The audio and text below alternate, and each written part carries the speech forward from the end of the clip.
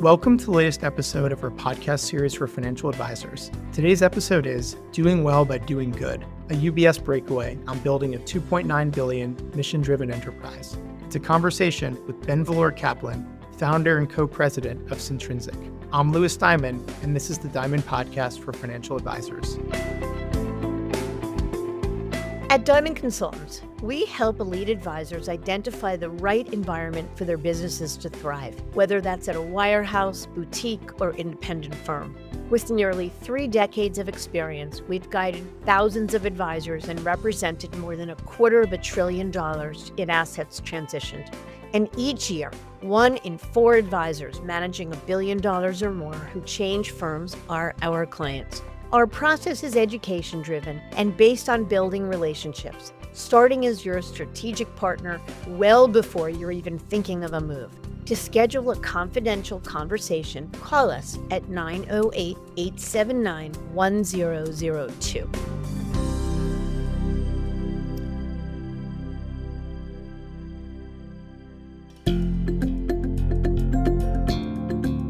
Wondering why advisors change firms and where they're headed?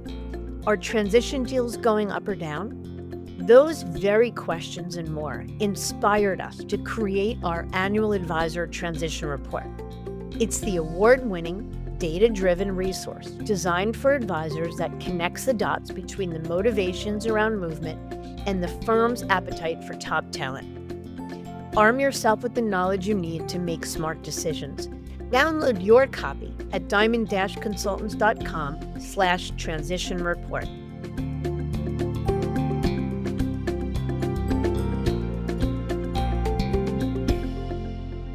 In a landscape where most RIAs are designed to serve wealthy individuals, Ben took a different path, one rooted in advising nonprofits with a focus on mission and purpose. After starting his career at Payne Weber and later UBS, Ben left the wirehouse world to launch Syntrinsic Investment Counsel in 2008, an RIA built to serve foundations, endowments, and values-driven institutions. What started as a niche has grown into a $2.9 billion firm, known for its conflict-free model and deep alignment with client missions. In this conversation, Ben shares the story of Syntrinsic's growth from launch to sale, including why he decided to sell the firm to IMA Financial Group in 2023 and what made that cultural fit work. We also talk through what it takes to serve institutional clients in a differentiated way, how mission-aligned investing has evolved beyond just ESG, what advisors can learn from philanthropy and nonprofit strategy, and how to scale without losing purpose or culture. Whether you're focused on growth, purpose, or both, Ben's story is a valuable reminder that building a great firm isn't just about scale. It's about clarity, intention, and doing the work that matters. Let's jump in.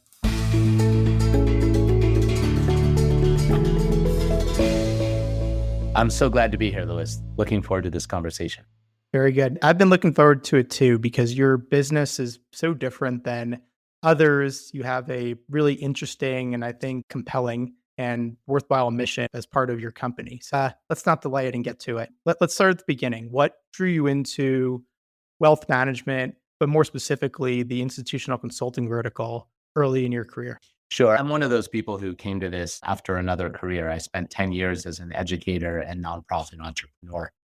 And then when I was about 31 or so, I sat down with a number of very successful people across a whole array of industries and tried to figure out what I wanted to do with the rest of my life. And found through those conversations an opportunity to be a bridge between the finance sector and the nonprofit sector. And thought, there's something there. I didn't really know what it would look like, but I felt in my gut that there was an opportunity there. So decided to dive in and see what would become of that. And how and where did you dive in? Sure. I had an opportunity to start at the old Payne Weber, which within a few weeks of me joining was acquired by UBS. So I really started my career at UBS. Yeah, the timing was actually fascinating.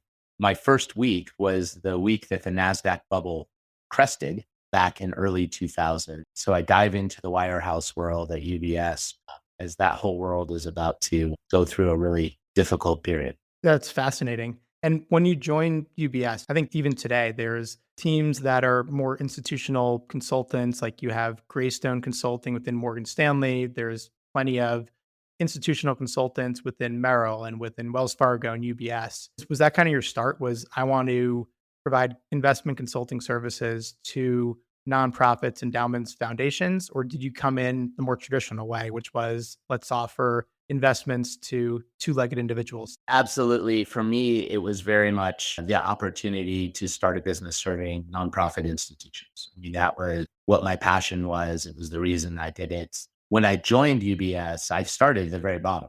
I didn't have any background, if you will, in the space. I had an MBA, but I didn't have any pure investment experience. I've been a nonprofit entrepreneur for 10 years. So I started at the very bottom. Once I was in that cycle, though, after about 4 years, I became one of UBS's institutional consultants. They had acquired an old unit from Kidder Peabody called Prime. And I became one of, at the time, maybe 20 Prime consultants around the country for UBS. And then they rebranded it to UBS Institutional Consulting. What was, in your view, the benefit of building a business from scratch within UBS and then Prime and then UBS Institutional Consulting? I didn't know what I didn't know. So I really was just looking for a starting place and happened to get an opportunity at Paine-Webber/UBS. And that's why I started there. It wasn't like I did a ton of research into what about Merrill Lynch, what about Morgan Stanley, what about Goldman, et cetera. It was more the opportunity that emerged was there. So I dove in there. I was definitely a non-traditional hire for them. In fact, I actually failed personality inventory that they gave me at the beginning as part of my application process. I did okay on math and logic, but I failed the personality test and had to actually persuade them to hire me on a provisional basis, which was a whole funny story on its own. Well, it all worked out in the end.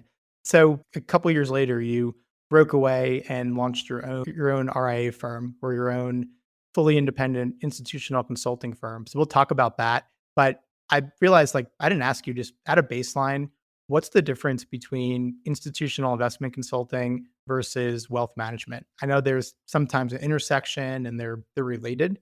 What's the meat and potatoes of your role and how you serve clients? I don't know that I could say there's a single answer across the industry. I think we all have our own personality, our own way of doing the work. I think having been an educator throughout my life coming into this, I approached it very much through that lens, partnering with clients to really understand where they were at, where they wanted to go. And a lot of times they didn't know entirely where they wanted to go. And so a lot of the work is around defining objectives, clarifying priorities, but then also working within the context of the personality.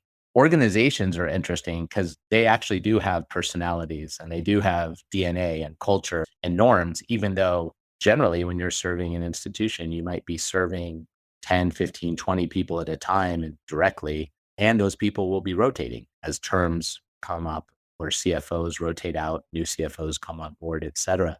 So it's a really interesting dynamic. And I think a lot of the difference has more to do with that part of it. I mean, you're basically advising a business. The business happens to have a social function.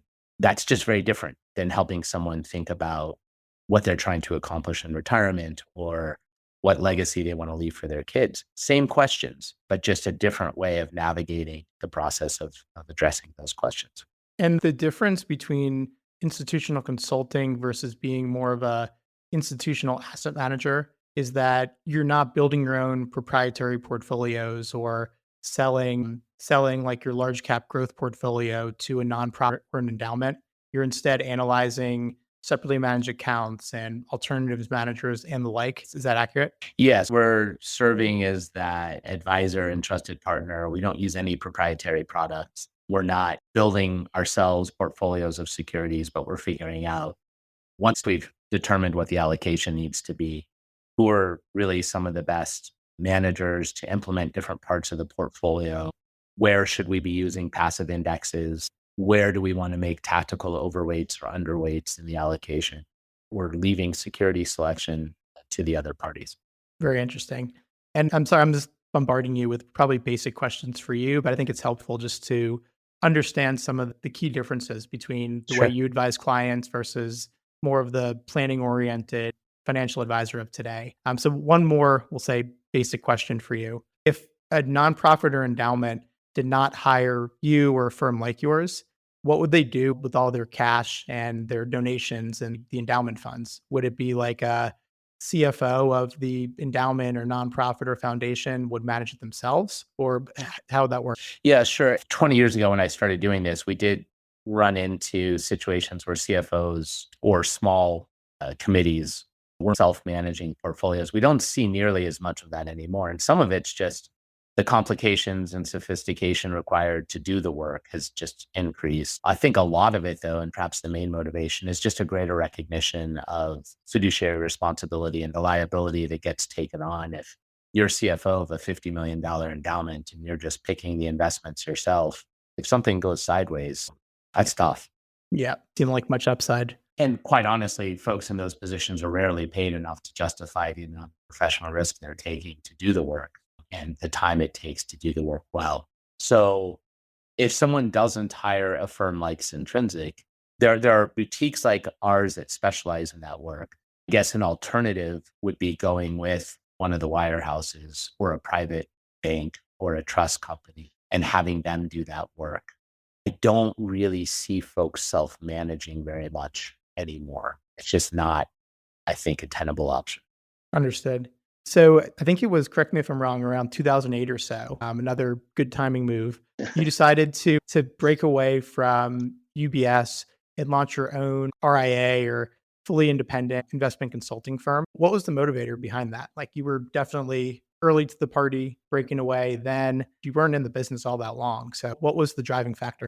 Yeah, so 2007 rolls around and I was fortunate to have opportunities with UBS to spend time with senior management in New York every quarter through '07 into '08, both talking about the evolution of the institutional consulting practice at the firm level, but also meeting with senior leadership to talk about just where does the firm itself go. And I had this vision. It was a little of one of my many tilting at windmills moments where I had a vision where UBS would strip out all the conflicts of interest that are just a natural part of the wirehouse world and mandate and voluntarily take on fiduciary responsibility in the truest sense of the word across the firm. And that was not something any of the wirehouses had done or have done since. But I really was hopeful that UBS would be the first, and then we would be able to use that strategically at the firm level to be more competitive and ideally do a better job for investors, both private clients as well as institutional.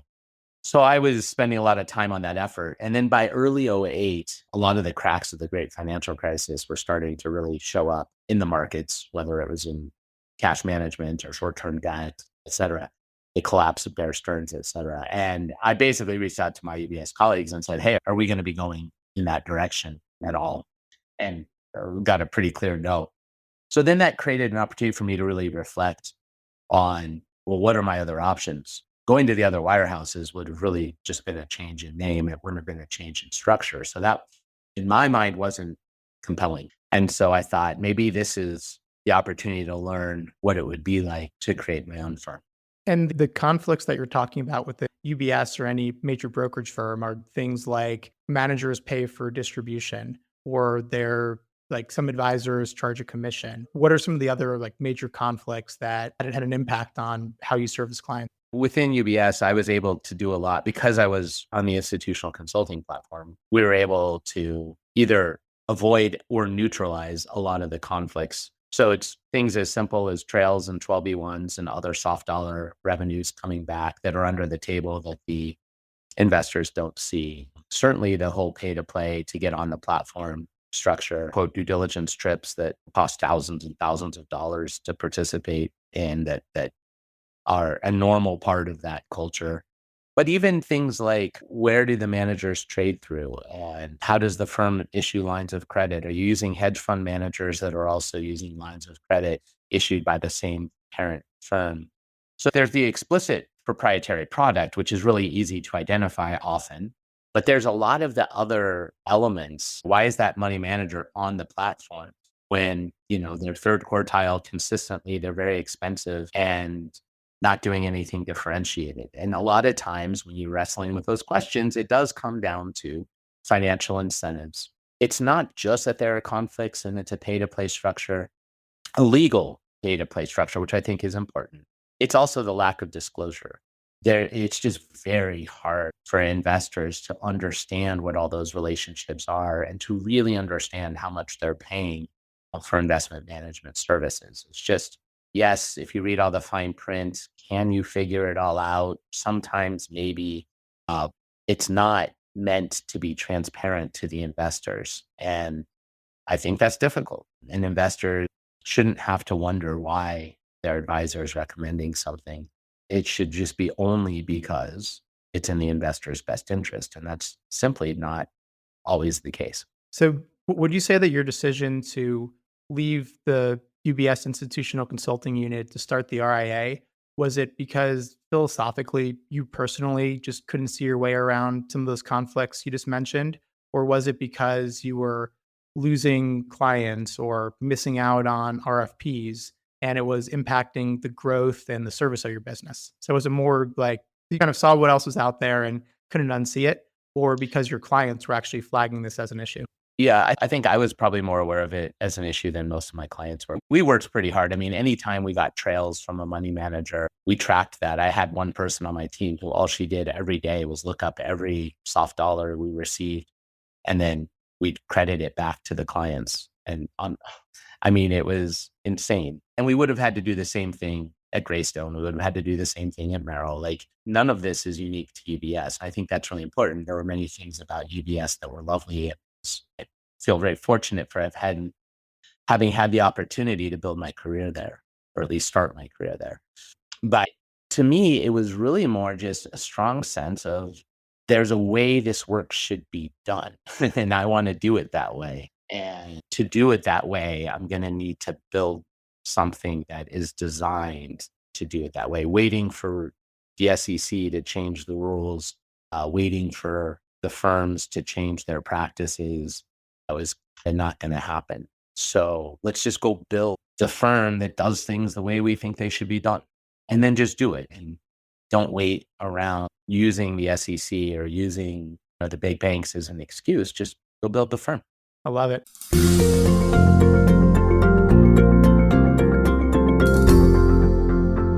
Everything else we'll talk about is more forward looking or about your business today.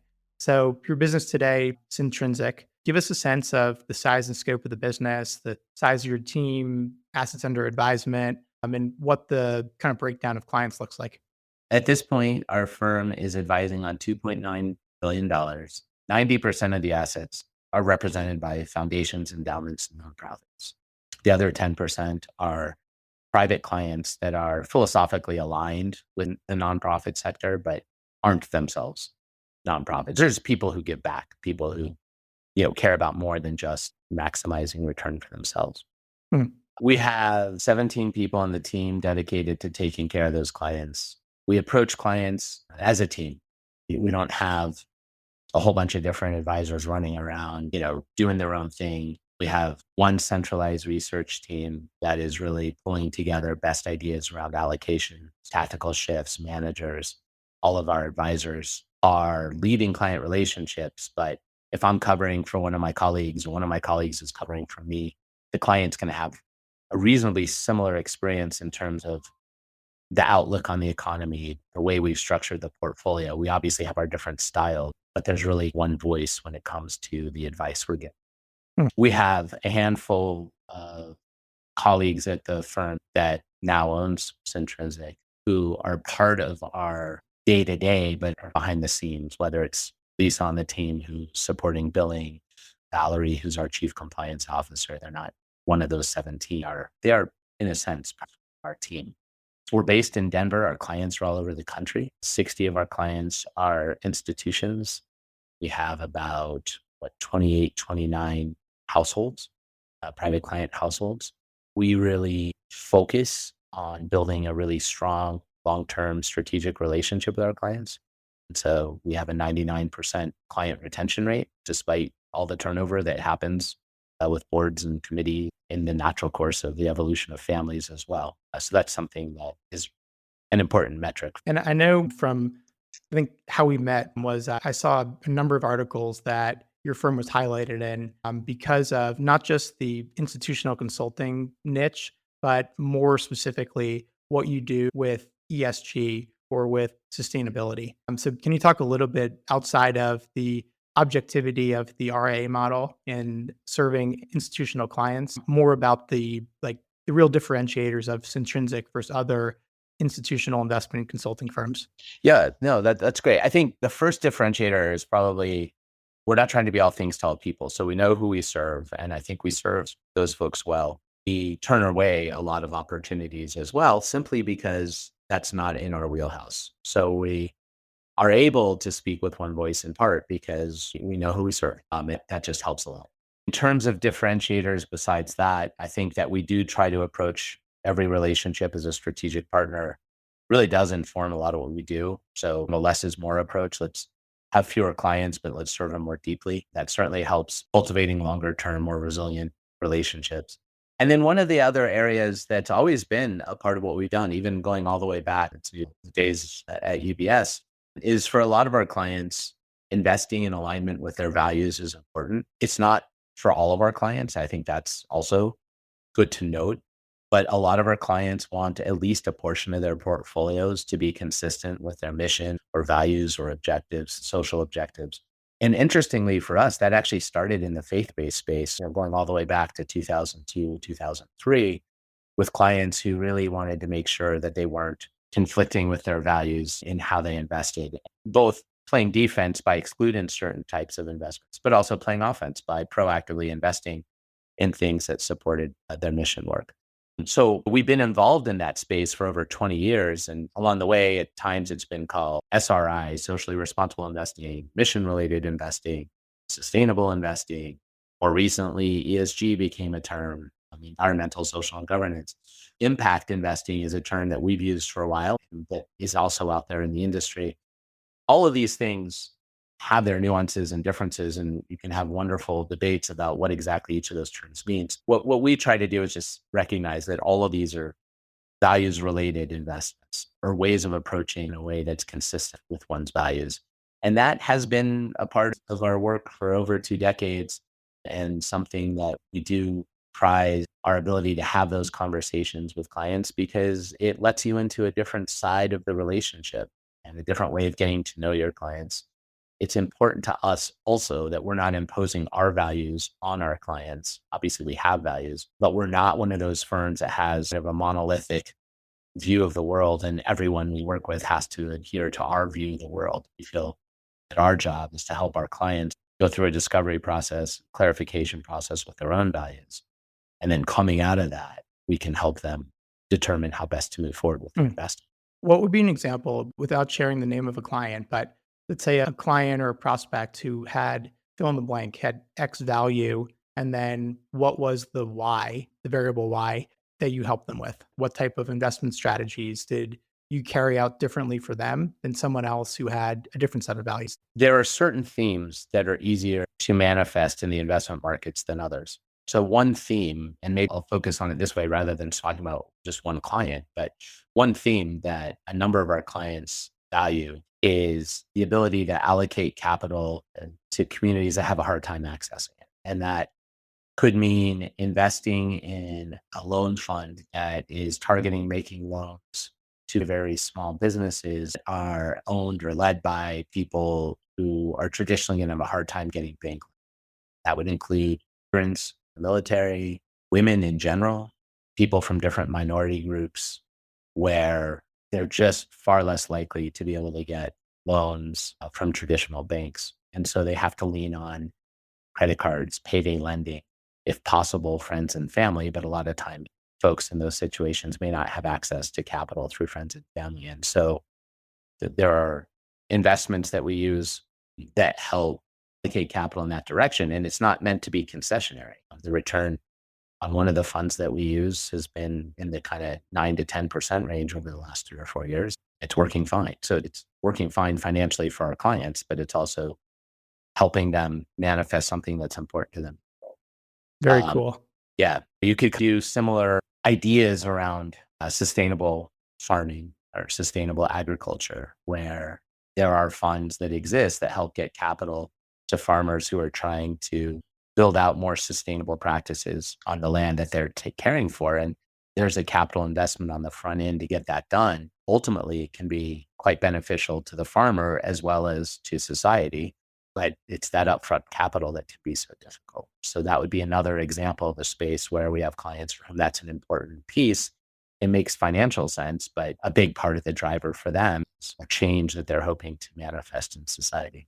I think it's so cool. I mean, I've heard people call it the double bottom line. You're just giving the money away or you don't care about returns. You're still a fiduciary and trying to maximize returns in the scope of the client's goals. But it's clients feeling good about the way that their funds are being invested. I think it's a really cool way to balance two oftentimes conflicting priorities. I agree, Lewis. I think that's a good point. What's a little tough and what gets difficult sometimes is being honest about the social impact of investing. I think a lot of the debates you see around whether or not someone should try to manifest their values in their investments is a recognition that it's actually very difficult to move the needle societally, particularly through public equity markets. In many senses, the clients who want to have the most meaningful social impact end up looking a lot more toward private markets.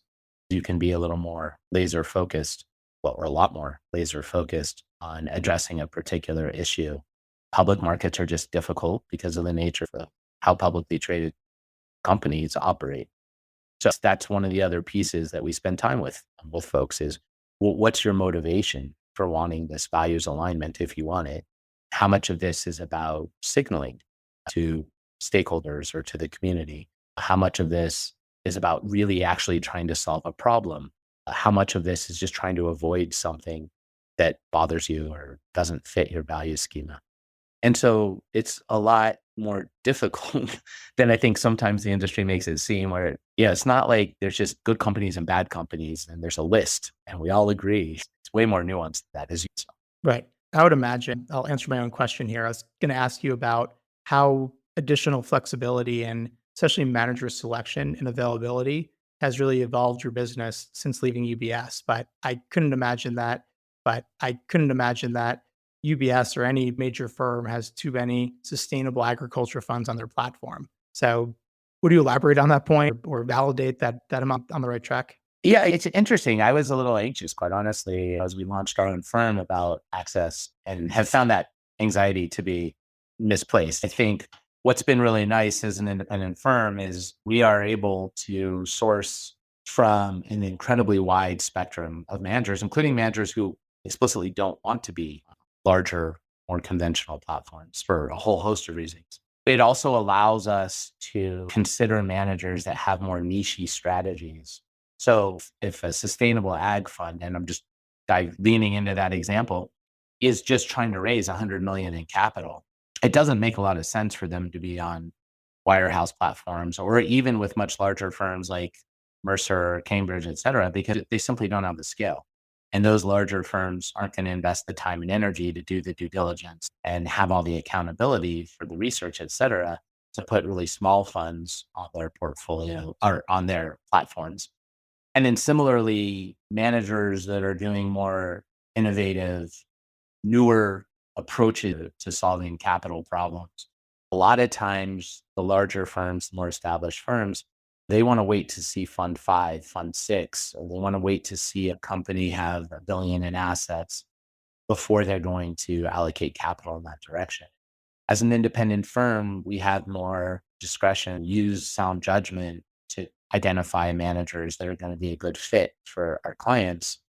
We're not trying to sell across a platform that's servicing trillions of dollars. So we're able to do some really interesting things that are much harder to accomplish and really, quite honestly, often not possible to accomplish at many of the larger firms. Yeah, it sounds that way. Let me ask you this. I mean, I spent a decent amount of time in the institutional consulting world and even just understanding the way many advisors just think about the world. I know there's a lot of advisors, especially who are serving institutions, who believe that the deep pockets and the brand, and I guess the accountability, if you will, of working for a major firm is what they need to service their clients in the most robust fashion. So, in your experience, do you think institutions really care about platform affiliation, or is it more about the relationship, the trust, and the outcomes that you provide?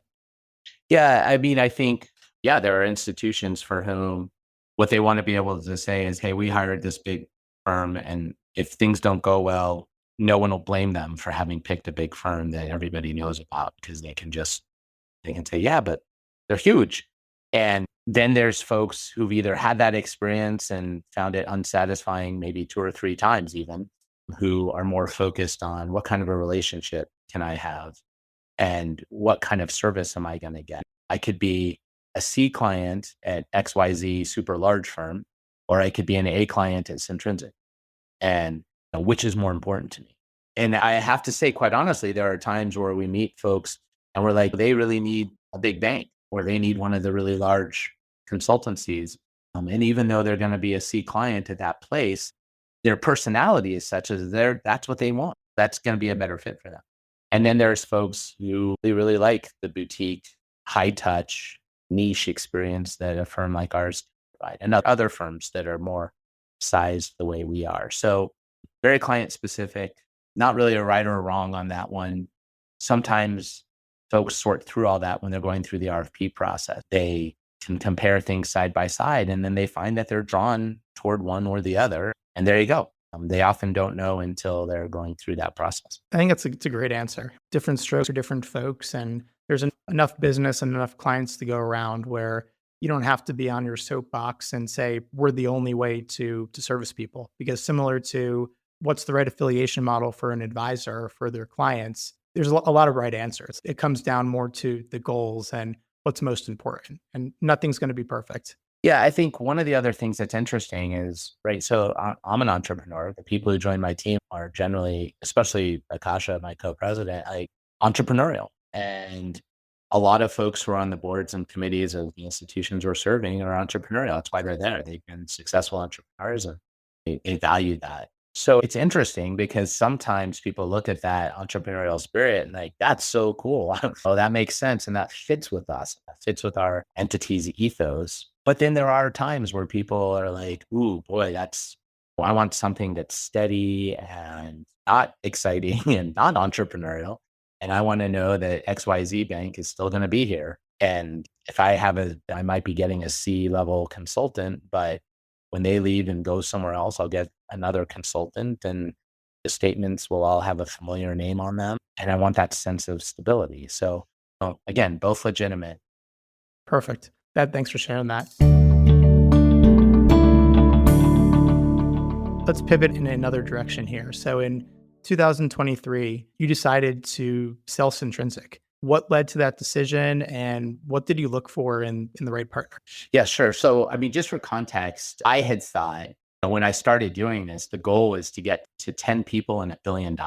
Like that was nirvana. And then everyone back in '08, the idea that you get to $1 billion, you have 10 people on your team, like that was it. That was the golden ticket and you had arrived. What I don't think any of us really anticipated is how much consolidation would come into play in the RIA space.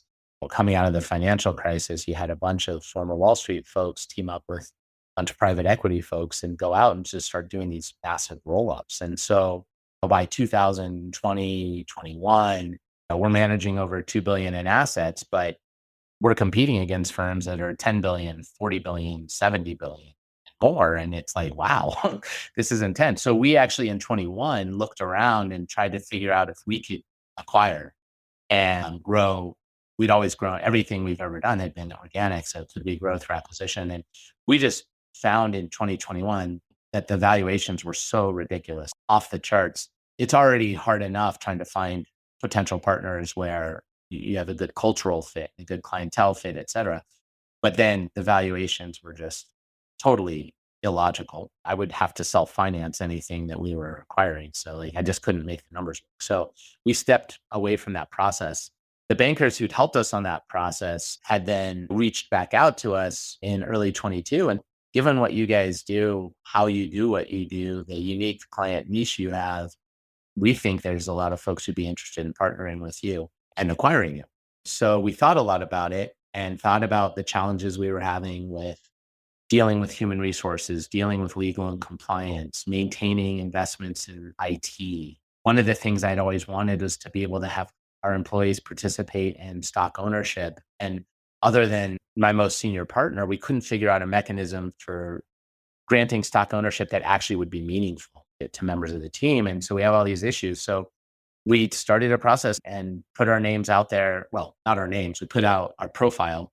We masked our name, but put a profile out there and found that there was a lot of interest. And some of that interest was more compelling to us than others. So I narrowed it down to about 4 different firms that were each really different. And partnering with any of those 4 would have been a really different experience for us, to some degree for our clients as well. So, and I don't just mean the financial consideration, that was all within the same zone. It was really more, what would being a part of that firm look like? And when we opted to partner with IMA, it was largely because we would still continue to operate as Syntrinsic. We'd retain our name, we'd retain our clientele. IMA did not have a business like ours already, so we would not have to worry about losing our sense of autonomy. And we felt that it would be something that most of our clients would be comfortable with. Some of the other scenarios would have forced us to take on changes that would have probably triggered a lot of our clients going out to bid. And that was not something we thought was very interesting. It was a risk we just weren't willing to take, even though the other options were, well, a few of the other options were actually really interesting. So that's like very high level. Makes sense. And IMA Financial Group, I wasn't aware of them before doing some research, but they're a large insurance company, correct? They're an insurance broker. And I think what's important there is IMA is not issuing insurance generally. IMA's financial group's primary focus is providing consultative services around employee benefits and property and casualty insurance. They do have some other very modest business lines here and there, but at the end of the day, those are the 2 big engines that really drive the firm. So it makes sense. I mean, I know a lot of financial advisors or business owners are skeptical of insurance broker dealers or insurance companies because the perception that the cultures are really different. They weigh risk in different ways. There's a fear of being forced to sell proprietary products, et cetera. How did you overcome this? I'm sure it was in the back of your mind and probably given the conflict-free nature of your business. Did you have concerns on behalf of your clients? Yeah, I mean, I think it's important that when IMA, these were obviously all parts of the conversation with IMA when we were going through everything. I mean, we don't sell insurance. We don't want to sell insurance. Many of our clients need insurance, but that's really on their plate. And if they happen to turn to IMA, IMA is very good at that. If they turn to IMA for that support, lovely. But that's not anything that anyone on the Syntrinsic team is bringing to the table. So we're not really dealing with odd conflicts that put us in an awkward position. We don't have really folks telling us how to build portfolios, how to give guidance on investment policy statements, how to work with committees, boards, et cetera. A lot of what's really been most helpful to us has been the infrastructure support around HR, IT, compliance in particular. It's just really nice to have expertise there. And then all of our employees are shareholders in IMA Financial Group. Every employee, 100% of the employees at IMA are stockholders. That is unusual.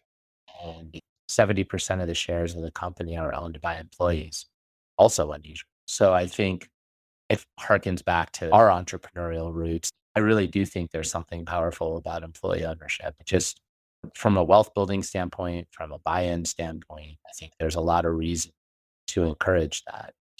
In a private company, when you're a shareholder, it's meaningful in a way that's just different than at a publicly traded company where there's literally millions of shareholders, most of whom are totally disinterested in the actual existence, being at the company. Hmm. So what was in it for IMA to acquire Syntrinsic? Like, it seems like a really good fit for your goals. Like, you didn't have to change your brand. There wasn't any competing businesses. You weren't going to have to meld your processes into someone else. You handed off the compliance, the non-value add activities, got equity in the hands of your team. So it seems like the boxes were checked. What was in it for IMA to do the deal? What IMA did was use the acquisition of Syntrinsic as a catalyst to create a new platform called IMA Advisors. It's a platform of boutique financial services businesses that are ancillary to the insurance brokerage space and allow IMA Financial Group to start to move toward being, I don't want to use the term full service too lightly because that means a lot, but a more full service institution, diversify revenue streams, but also be able to bring a wider array of services to potential customers. And I don't just mean for cross-selling, but to actually have different customers Right. in different ways. And so the acquisition of Syntrinsic it was even before they built the platform. They built the platform in the following months, but it was the catalyst to doing so. And I think that is probably the most significant opportunity for IMA, is to now use this to build that out more completely. I think a secondary benefit is that Syntrinsic within the communities we serve, has a pretty decent reputation for being committed to building stronger communities. Our client retention is really strong. So I think for those who know us, I mean, we're a small firm in many respects, but for those who know us, our reputation is pretty solid. And I think aligns with IMA's larger vision of, being a positive asset in the community and not just being a business that makes money for its key stakeholders, but actually is a gift to the larger community. And I think that's always been important for Syntrinsic. I think that's important for IMA. And so I'm hopeful that we reinforce that. Very interesting. Has it been a big change for you personally to go from calling all the shots, being the head honcho, to now, I would assume, having a boss and having a board and other checks and balances or governance structures in place? Yes, that's a switch. Yeah. People who are entrepreneurial, I had started nonprofits before. I wrote a book on leadership. I started Syntrinsic. Yeah, when you go into a situation where you are accountable for the business, but there's a lot of levers you don't control, like budget, for example, that's definitely an adjustment. And I think certainly something worth considering if someone's making that transition. And then the real challenge becomes, how does an inherently entrepreneurial person remain entrepreneurial in a setting, in a larger setting? And I had that challenge at UBS as well. And there's days I do that well, and there's days I could do it better, probably. But it is certainly a part of the navigation that one has to go through. Fair enough. And thank you for being honest about that. Let me ask you two more questions to wrap us up here. So, I mean, ESG, the term, has become a politicized lightning rod in recent years, whether it was related to the major universities that are in the crosshairs of President Trump and a lot of negative news articles and the like. How do you advise clients through that noise? Or another way to put it, has that been like a major roadblock or impediment to your business, or has it actually helped in some odd way?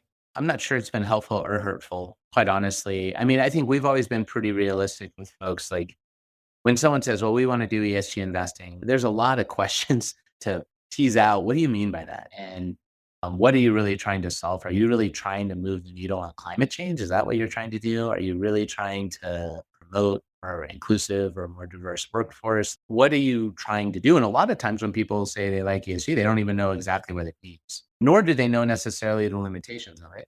And quite honestly, as an industry, it's a little confusing. Is Tesla a company that meets ESG criteria? On the environmental side, you could say yes. You could also say no. Certainly on the social side, you could say no pretty easily with Tesla, given its record of employee complaints and grievances, et cetera. What do you do with Meta? Those are two high profile companies that people can get pretty passionate about whether or not they are companies that should or should not be included in ESG portfolios. So there's a lot of confusion around all of that. What we try to do is stay focused and help our clients stay focused on the what are you trying to accomplish? Because if you keep it focused on the what are you trying to accomplish, you can neutralize a lot of the political stuff and get to the heart of what someone's trying to accomplish. And we have faith-based clients who use ESG strategies, even though politically that's not necessarily their community, if you will, or whatnot. And we have super progressive, pretty far left clients who won't use ESG because it doesn't do enough in their minds, but then they're just traditionally investing. So like most things, and I'm sure a lot of advisors do this, we try to recognize that there are really strong passions around the political viewpoints that people bring to the table. And those have only grown in intensity through the 7 presidential elections that I've been a part of as an advisor. But that if you keep it centered around what folks are trying to accomplish, you can do a lot of good. We serve a very broad clientele politically. And yet, if you put all of our clients in the room together, they'd get along pretty well. And I think they'd find a lot of common ground. If they only met each other via social media, maybe not. But in the room together, a lot of people who are really passionate about making the world a better place. They may have slightly different perspectives on some areas about what that means, but that overarching commitment is there. And that's pretty exciting. And that's part of what makes our work so enjoyable. No doubt. It also seems like, I mean, you take the passions or the sensibilities or the charge that clients have to the next level. Like I know a lot of firms or asset managers that they're just doing negative screens. Like, okay, we're not going to put Philip Morris and Anheuser-Busch and Remington in our portfolios because they contradict with whatever the criteria is. But it seems like with some of the work you're doing, you mentioned the sustainable agriculture or putting money in the hands of folks that are underbanked, that you're able to take it to the next level, which is, I think, different. Like, I think a lot of the knocks on ESG is that the returns don't necessarily meet the criteria that an investor has. And the just screening something out isn't necessarily invoking terribly much change. Awesome.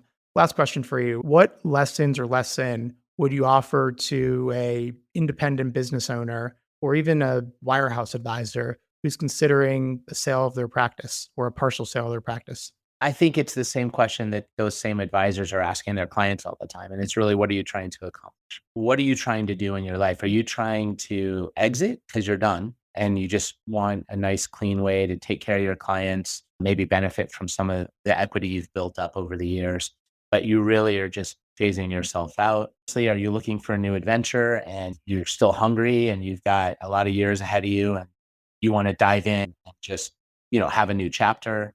Are you just trying to de-risk a little bit and take some of your equity off the table? If you're looking for nirvana, that doesn't exist. So, if that's your motive, take that off the list right away.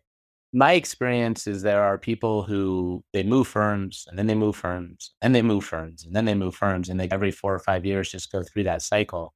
That's its own thing. Sometimes in life, we run away from something and then we go recreate it somewhere else. So that's not always the best motive.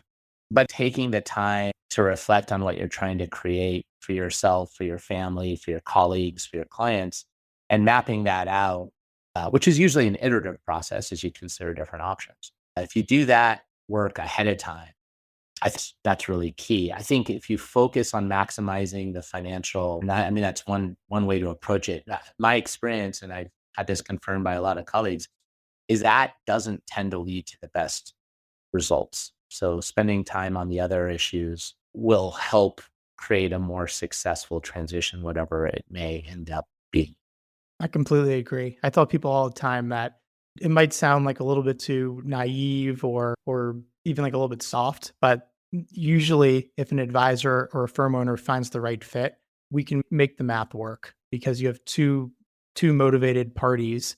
And even if you're not getting 110 cents on the dollar or whatever your goal is, finding the right fit is worth its weight in gold. And you get one shot at selling your business and you get one shot to make a first impression with your clients. So spot on, Ben.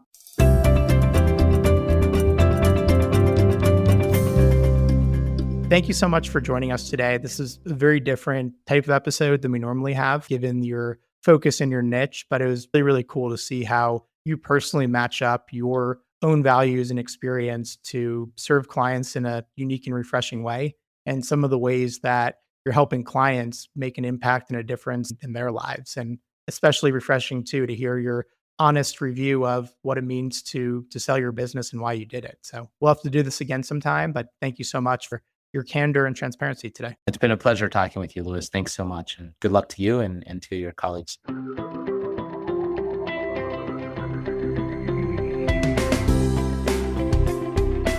As a financial advisor, you hold yourself to the highest standards of integrity, honesty, and credibility. You are successful because you take your professional responsibilities seriously and are dedicated to your clients. But are you living your best business life?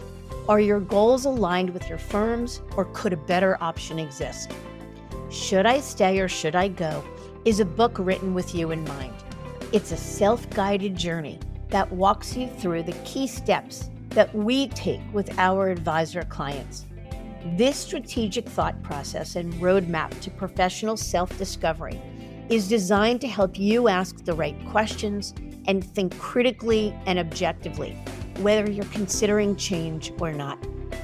Learn how to get your copy at diamond-consultants.com/thebook.